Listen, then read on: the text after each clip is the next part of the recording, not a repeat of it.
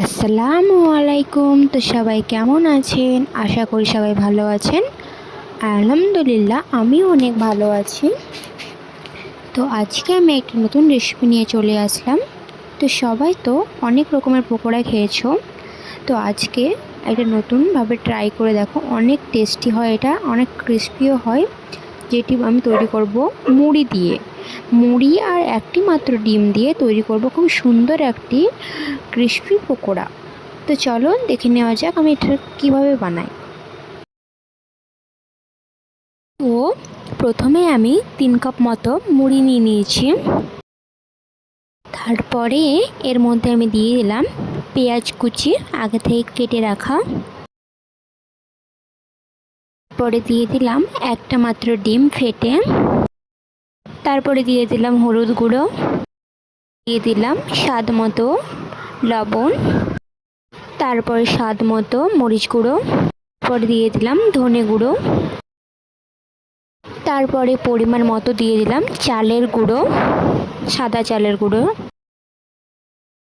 পরে দিয়ে দিলাম হাফ গ্লাস মতো জল। তারপরে মিশ্রণটিকে হাত দিয়ে ভালোভাবে আমি সেনে নেব।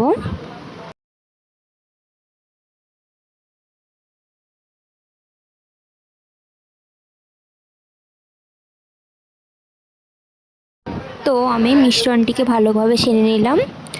তারপরে এর মধ্যে আমি দিয়ে দিলাম বেসন গুঁড়ো।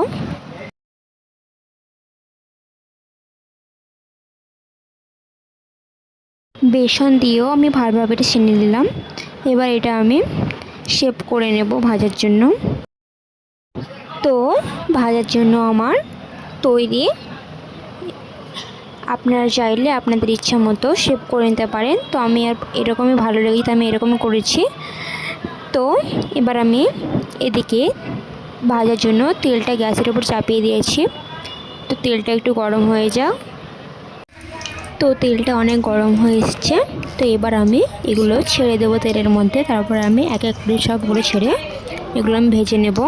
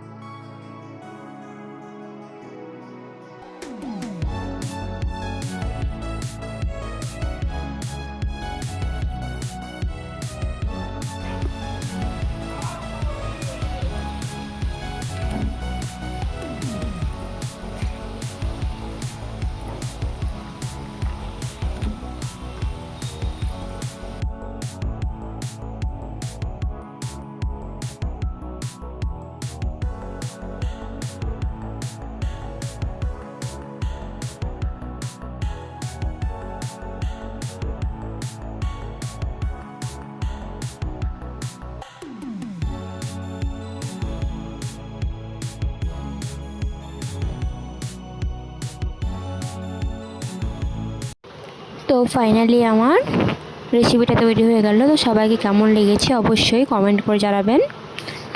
আর যদি ভিডিওটি ভালো লেগে থাকে তাহলে অবশ্যই লাইক কমেন্ট শেয়ার করে দেবেন। আর চ্যানেলে আমার নতুন হয়ে থাকলে চ্যানেলটি অবশ্যই সাবস্ক্রাইব করে দেবেন। আর যদি ভালো লেগে থাকে তো অবশ্যই ট্রাই করতে পারেন।